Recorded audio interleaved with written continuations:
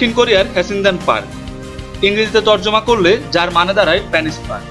প্রথমবার এই পার্কের ছবি দেখলে আপনার মন আপনাকে ভাবাতে বাধ্য করবে, কেননা শুধু উত্থিত পুরুষাঙ্গই নয়, এই পার্কের মূর্তির মধ্যে ছড়িয়ে আছে নানা শরীর খেলার ইঙ্গিত। হস্তমৈথুন, লিঙ্গের গায়ে পশুর মুখ, লিঙ্গলেহন বাদ যায়নি কোনো কিছুই। মূর্তি গড়ার মতো অনেক কিছু থাকতে এত স্পষ্ট যৌনতা কেন?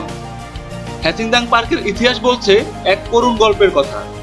এই গল্পে উঠে এসেছে এক অতৃপ্ত কুমারী মেয়ের যৌন ক্ষুধা চরিতার্থ না হওয়া এবং সেই অনুষঙ্গে তার অভিশাপের কথা।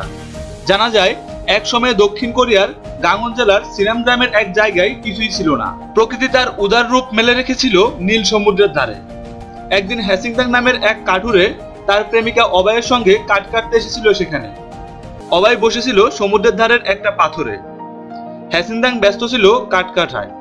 এমন সময় উঠল এক তুমুল ঝড়। ঝড়ে সমুদ্রে ভেসে গেল অবাই। জলে ডুবে তার মৃত্যু হলো। তারপর থেকে অভিশপ্ত হয়ে উঠল ওই জায়গাটা।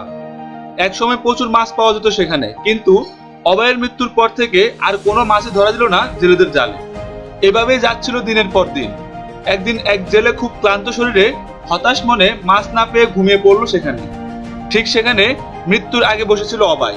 ঘুমের মধ্যে এক অদ্ভুত অনুভূতি হয় সে জেলের, আর ঘুমের মধ্যে তার শরীর জেগে ওঠায় হস্তমৈথুন করলো সমুদ্রের পাড়ে।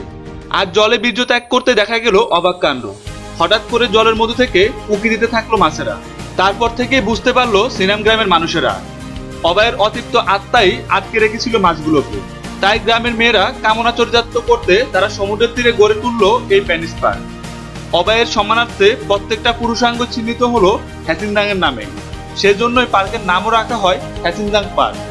হ্যাসিংদাং পার্কে এখনো দেখা যায় অবায়ের সমাধি। অবায়ের মৃত্যুর দিনে সেখানে মেলা বসে। অবায়ের সম্মানার্থে তো বটেই, নিছক মজার জন্যও পার্কের মূর্তির উপর বসে ছবি তোলেন পর্যটকরা।